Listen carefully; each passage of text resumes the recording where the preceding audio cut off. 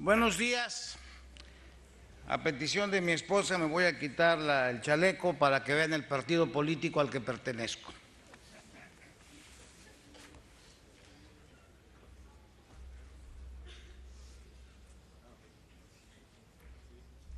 En efecto, pertenezco a un partido político de 43 desaparecidos en México.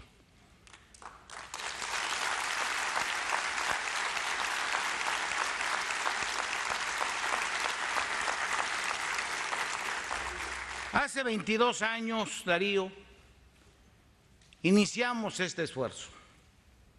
Miguel Ángel García, fuiste parte importante. Ayer nos dimos cuenta de cómo ha crecido Ciencias Penales. Se inició, como todo lo que tiene emoción, patriotismo y sentido ético. Ha crecido de tal suerte que hoy Ciencias Penales constituye un parámetro fundamental del derecho punitivo. Nos debemos sentir orgullosos que aquí en Cuba se han marcado derroteros importantes. En estos eventos, desde hace 22 años, se han tocado temas trascendentales: narcotráfico, pena de muerte, corrupción e infinidad de temas. Esta mañana yo he traído la formalidad de una conferencia que entregaré a los organizadores para los efectos académicos conducentes. Pero no quiero desaprovechar la oportunidad de hablar de algo que hoy por hoy mantiene en luto a todo un país. Sería imperdonable de mi parte no transmitirles un punto de vista, sino el sentir de toda una nación. El tema de los 43 desaparecidos de Ayotzinapa no significa un evento causal, ni tampoco significa algo excepcional o circunstancial. Es algo que se ha vivido desde hace muchos años y que no me ha tocado a mí definirlo. Lo ha hecho un observador político de gran autoridad moral. El presidente del Uruguay, José Mujica, merece nuestra respetabilidad por su congruencia, por su sencillez, por su manera en que ha conducido a un pueblo en donde el mejor ejemplo de humildad, de democracia y de sencillez lo es él y su Volkswagen modesto, que es la mejor prueba de lo que implica el que el servicio público debe ser un servicio de entrega y nunca para enriquecerse. José Mujica ha dicho: México es un Estado fallido. Después lo presionaron. Lo obligaron a tratar de precisar que era otra la idea. Pero bien sabemos nosotros, expertos en derecho penal, que lo más importante es la primera declaración, que lo más relevante es lo que está más cerca del hecho. Y el presidente del Uruguay nos ha señalado como lo que somos. En efecto, una democracia fallida. Se han divorciado, por un lado, un pueblo ávido de justicia y por otro lado un gobernante obtuso que no acepta y no permite la crítica, cuando esa debería de ser la primera conducta de un gobernante: aceptar el error y conducir a un pueblo, a su pueblo, a mejores derroteros. Lo de Ayotzinapa, colegas, implica para nosotros el parteaguas, el antes y el después. Después de lo sucedido en Iguala, una importante población del estado de Guerrero, México no puede ser el mismo. Entre la noche del 26 y 27 de septiembre fueron acribillados unos estudiantes de la Escuela Normal de Ayotzinapa y desaparecidos 43 integrantes de la misma institución. La mentira, la falsedad, el contubernio ha sido la respuesta sistemática. No ha habido verdad. Podemos creer que 43 personas pueden desaparecer y después se nos mienta diciendo que habían sido quemados y nos entregan cenizas de las cuales no es posible realizar coincidencia con las personas que fueron desaparecidas. Esto es algo inaudito, inaceptable. Cuando hablamos de justicia, cuando hablamos de un Congreso de Ciencias Penales, no podemos dejar de traer ante ustedes situaciones que suceden en nuestros pueblos, porque México es América Latina por más que la quieran separar. Lo que le pasa a Cuba, lo que le pasa a Argentina, lo que le pasa a Perú, nos duele a los mexicanos, como a ustedes les debe doler el dolor que ahora sentimos. No es posible que haya omisiones y que haya callados muchos de los que deben de hablar.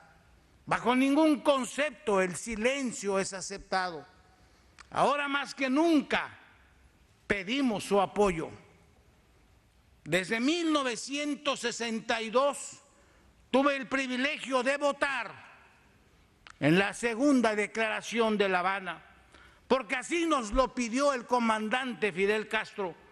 Cuando muchos de América Latina y de México aquí nos encontramos, nos invitaron a ser ciudadanos cubanos. Y desde entonces, cada año he estado aquí en Cuba. Cada año he venido a dar mi solidaridad. No ha habido una sola ocasión desde que los 5 héroes cubanos están presos que no manifieste mi total apoyo y sin duda nuestra protesta a la infamia. Ahora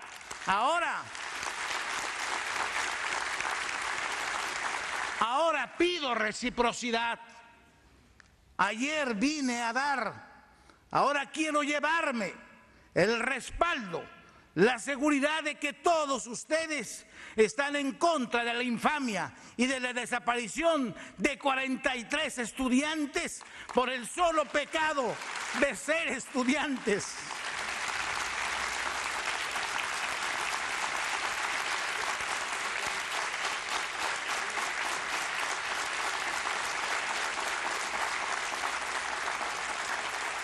Gracias, porque esto sí vale, esto sí tiene importancia. ¿Qué ha pasado? Algo de fondo. Cuando un gobierno se equivoca, debe reflexionar. ¿Cuál ha sido la respuesta ante las manifestaciones no solo de México, del mundo? De todo tipo de orígenes, artistas de gran presencia en el mundo, grandes cantantes, personas que no esperábamos que se manifestaran a favor de esta infamia, porque no es el caso de los 43, es el caso de todo un pueblo, de toda una nación que pasa por los momentos más difíciles de su historia, sin dejar de reconocer el valor de nuestra separación de la metrópoli española, sin olvidar para nada el proceso revolucionario que el nuestro, amigos cubanos, entiéndase bien, quedó trunco. La Revolución Mexicana de 1910, por desgracia, no alcanzó los niveles. Se quedó precisamente con Lázaro Cárdenas. Cuando proclama la educación socialista, estábamos en el camino correcto, pero llegó la reacción, llegaron los intereses imperialistas e impusieron después de Cárdenas un gobierno conservador y reaccionario. Y ahí empezó la desgracia de nuestro país, que hemos llegado ahora a tocar fondo.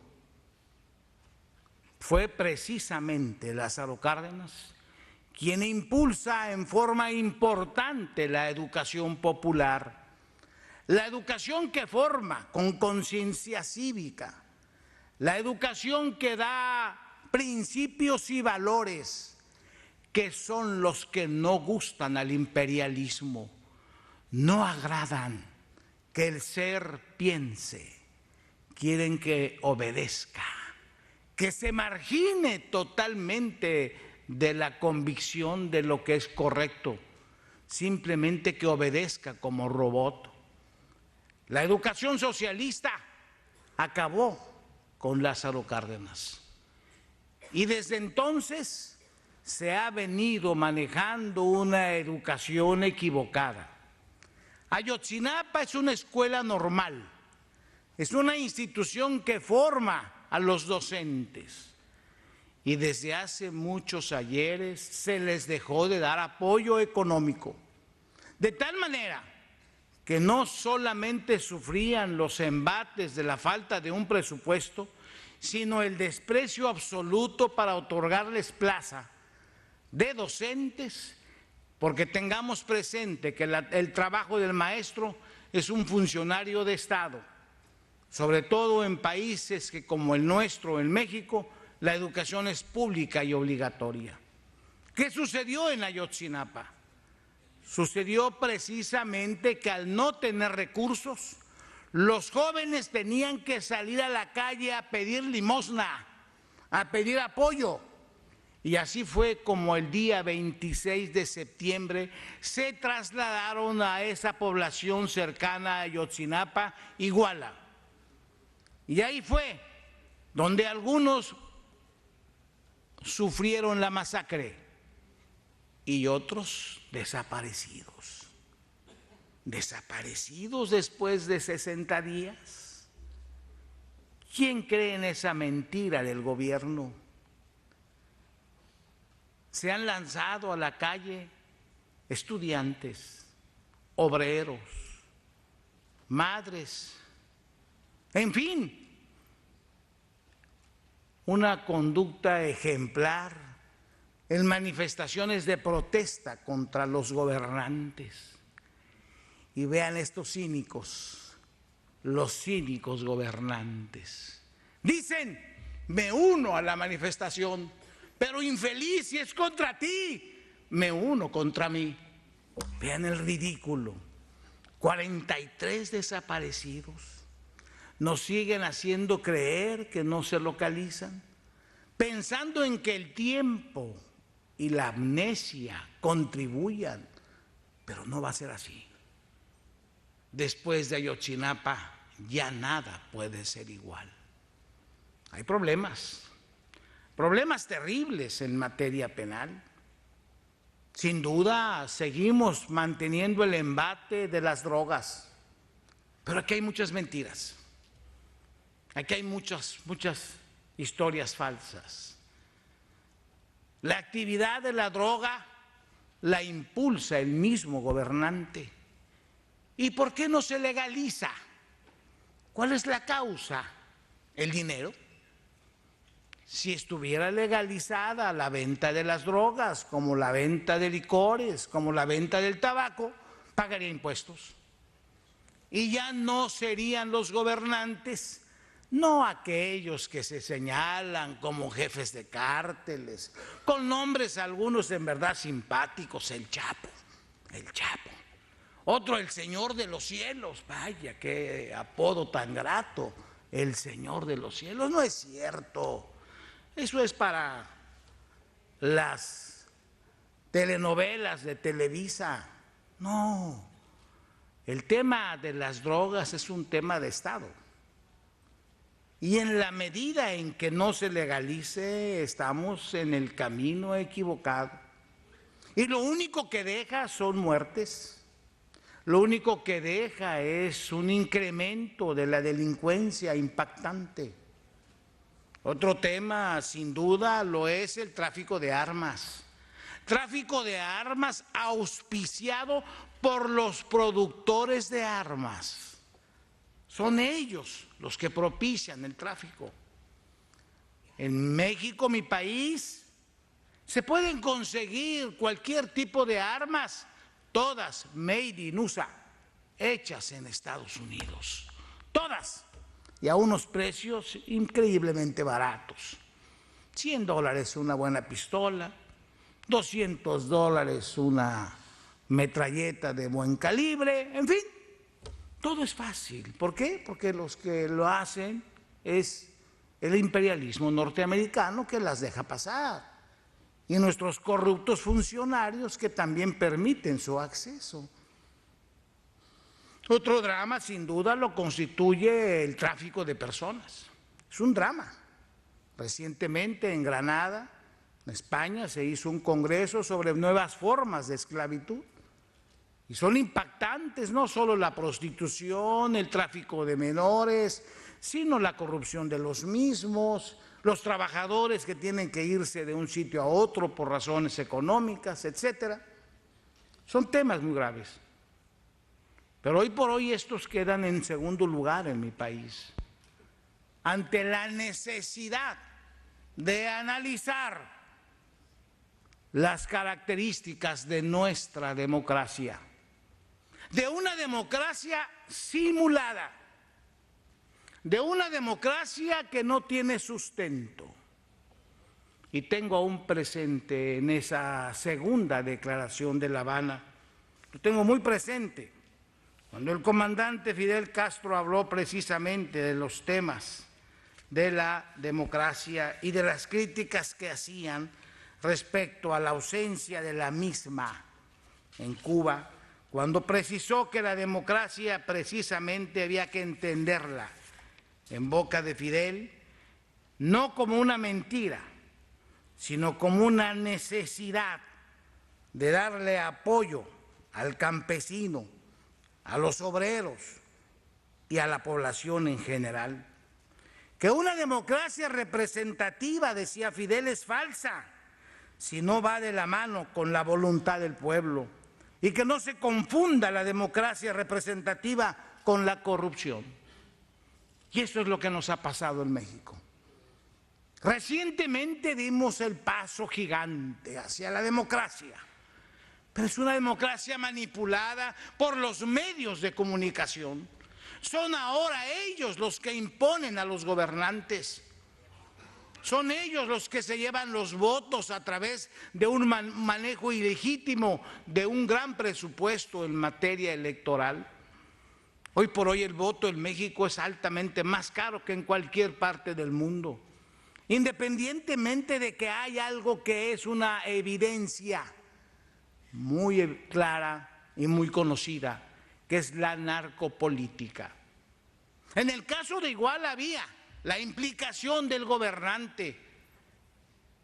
Sin duda, él ordena, el gobernante, el que gobierna, pero él no gobierna por sí, no gobierna por voluntad de un pueblo, gobierna porque fue impuesto por otro gobernante de mayor nivel jerárquico y ese a su vez por otro, porque en México tenemos exactamente una forma de Estado fallido, donde ya se ha descompuesto todo y necesitamos recuperar, avanzar, pero no a través del erróneo camino que nos han marcado, que es el de la represión.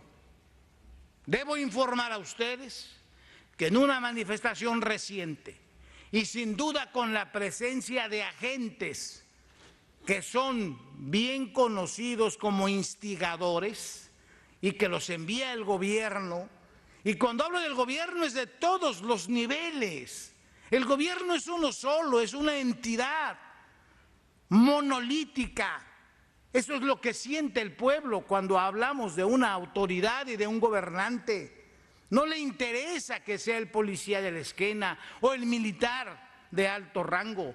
Es el mismo, el policía, el gobernante, el que manda, el que dispone, el que es dueño de horca y cuchillo y de vidas. En esta dimensión debemos dejar en claro que el caso de las manifestaciones pacíficas con instigadores profesionales que se han incorporado perversamente a las mismas, infamemente fueron detenidos 11 manifestantes.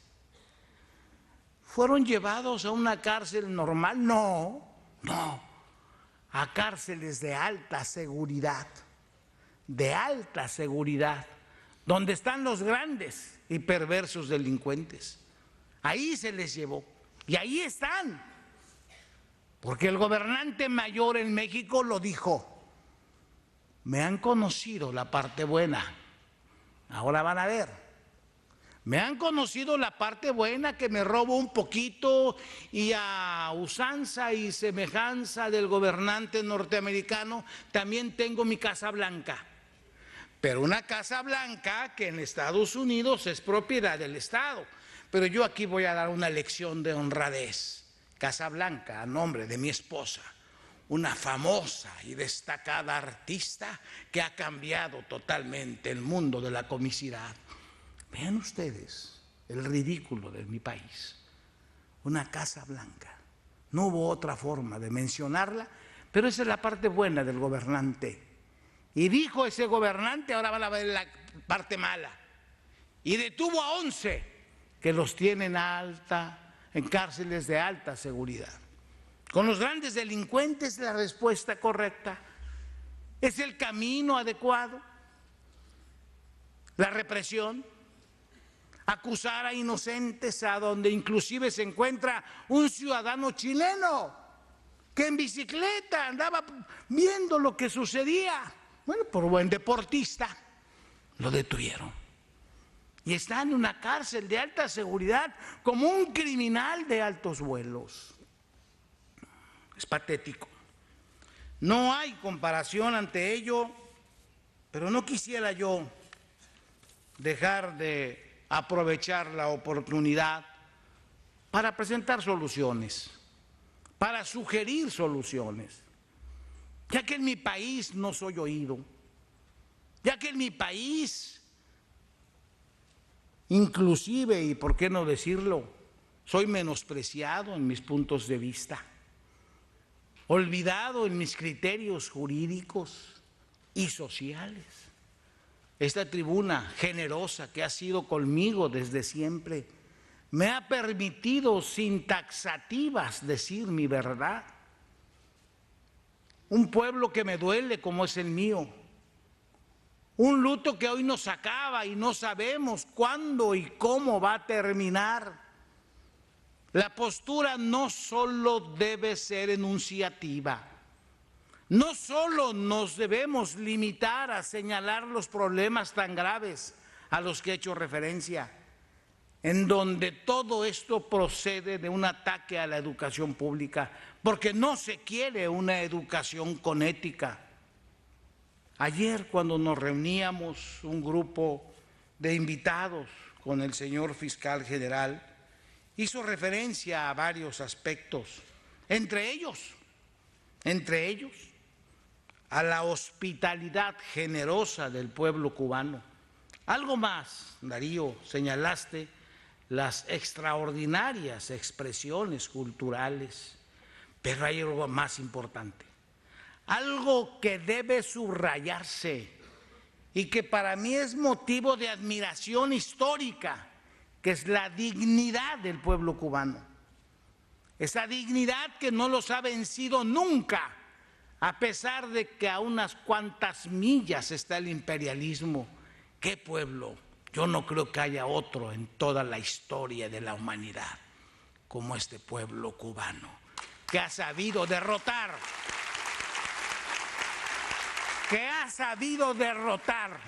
al imperialismo más feroz que se haya conocido. Porque aquí están y aquí estamos con ustedes, en esta tierra que es de libertad, que es para poder decir lo que se quiera a pesar de que otros digan lo contrario.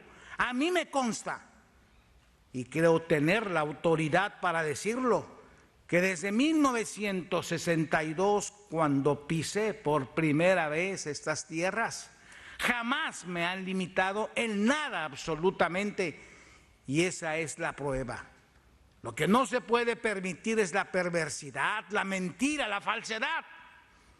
La libertad es una realidad que va de la mano con un principio de responsabilidad y de construcción de un país que aquí está de pie. Pero me refería a ese gran valor que es el de la dignidad.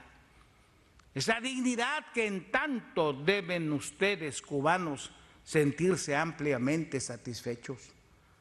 Pero les decía a ustedes, ¿qué opciones hay? ¿Qué debe de hacerse en México? Ya que allá somos descalificados, ya que allá no somos oídos en esta tribuna, propongo, sugiero, presento mis ideas sobre soluciones. Un gobierno debe reflexionar sobre sus hechos. ¿Qué ha causado el malestar social en mi país? Reformas equivocadas. Una de ellas sobre cuestiones energéticas. El general Lázaro Cárdenas, ese gran héroe que, por cierto, ilimitadamente apoyó a la Revolución Cubana. En 1961 participé con él y muchísimos más en ese Congreso Latinoamericano por la Emancipación Nacional, la Soberanía y la Paz, que marcó el principio de apoyo de todos aquellos de buena voluntad que veían en la Revolución Cubana el mejor ejemplo a seguir. Precisamente Lázaro Cárdenas planteó, y eso es lo que no hay que olvidar, que el petróleo, la principal fuerza energética, fuera de los mexicanos. No fue fácil, no fue fácil. La Segunda Guerra nos ayudó tal vez, las circunstancias, para que no cayera el gobierno de Lázaro Cárdenas, pero se enfrentó a los grandes intereses, a los grandes monopolios, pero nos dio un patrimonio, el petróleo. Ahora llega un gobernante producto de este proceso de la democracia simulada y nos lo quita. En ese momento se nos dice: consulta popular está prevista en la Constitución Política Mexicana, háganlo. Lo pedimos. Y una respetable, entre comillas, Suprema Corte de Justicia de la Nación nos dice: demuéstrenme que son los más de 2 millones de mexicanos que piden consulta popular. Y nos ponemos a trabajar alrededor del hijo del general Lázaro Cárdenas Cuauhtémoc, quien es también un hombre de lucha y de principios. Y con él reunimos más de 2 millones de votos de personas debidamente identificadas. Y llegamos, Corte, Suprema Corte, aquí estamos ya. Hay que ver si son realmente. Vamos a ver si esas firmas son las correctas. Un organismo de Estado llamado Instituto Nacional Electoral ve si las firmas son correctas. Empezaron a ver, nos descalificaron a muchos, pero pasamos la prueba y logramos el número requerido para pedir una consulta popular. Y de los 11 ministros de la Corte, ministros de la miseria y la perversidad, dijeron: sí, está bien hecha, pero no puedes pedir consulta sobre aspectos económicos. Y se nos negó el derecho a la consulta. Esto es lo que ha provocado en México una olla express. Ha explotado la inquietud, la molestia social. También una equivocada reforma educativa donde a los maestros se les niegan sus derechos laborales cuando es un principio jurídico que en este renglón jamás debe de haber retroceso. pero se les niega, se les quita la propiedad de su plaza laboral, lo cual implica un daño económico patético. Es pues en esta dimensión como estos cambios del actual gobierno han sido erróneos. La reforma energética por la cual se está vendiendo el petróleo a los extranjeros. La segunda reforma educativa, donde se atentan contra los derechos laborales de los docentes, además de otras reformas equivocadas como las que son del orden fiscal. ¿Qué sugiero? ¿Qué soluciones? ¿Qué se le debe proponer al gobernante? Primero, que sepa escuchar. Un gobernante que sabe escuchar a su pueblo es un gobernante en comunicación con la sociedad. Lo primero que debe de hacer un gobierno para precisamente legitimarse. Qué importantes palabras, qué fundamentales. Hay gobiernos legítimos, producto precisamente de esas conductas democráticas. Votó por él la mayoría, aunque es una mayoría relativa, porque en el caso de México, el actual gobernante ganó por menos del 40%. Pero habiendo 3 candidatos de cierto nivel, los otros se llevaron 30 y el 29%, de tal manera que al no haber segunda vuelta, como hay en otros países, este gobernante del 40% ganó y es el que está en el poder. Ya está ahí, es legítimo. No quitemos la claridad de las cosas, no nos equivoquemos, pero ahora debe legitimarse. Sus conductas deben ser orientadas por una legitimación, porque sus actos sean en bienestar del pueblo. Y si este gobernante nuestro lo piensa con seriedad y no es un títere como muchos dicen que está siendo manipulado por los grandes intereses económicos del mundo, y si su único compromiso realmente es el pueblo que lo eligió, debería considerar la necesidad de dar marcha atrás en sus equivocadas reformas. Eso sería el inicio de una buena relación.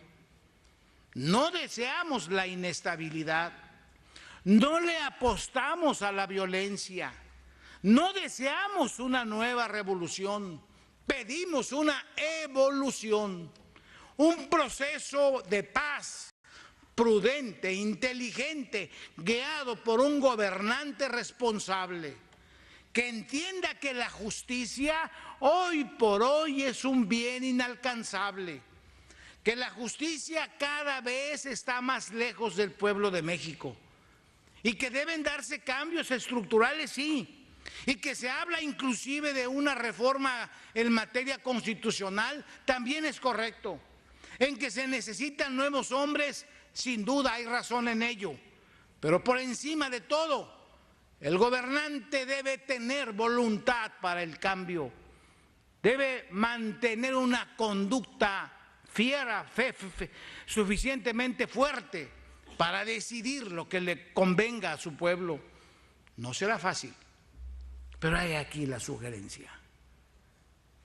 He aquí la sugerencia entre colegas, que sus puntos de vista serán siempre bien recibidos.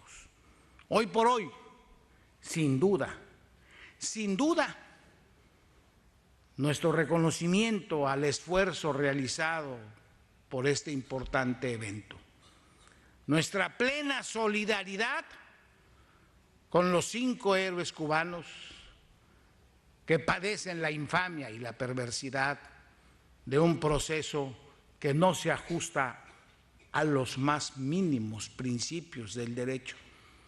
Pero también me llevo, y esto es motivo de agradecimiento, su solidaridad por los 43 desaparecidos, por los mexicanos masacrados, pero aún más por los votos que estoy seguro formulan todos ustedes, porque el pueblo mexicano alcance el nivel que merece de paz, tranquilidad y bienestar. Para ustedes, mi cariño entrañable, mi corazón dispuesto a recibir el suyo. Muy buenas tardes.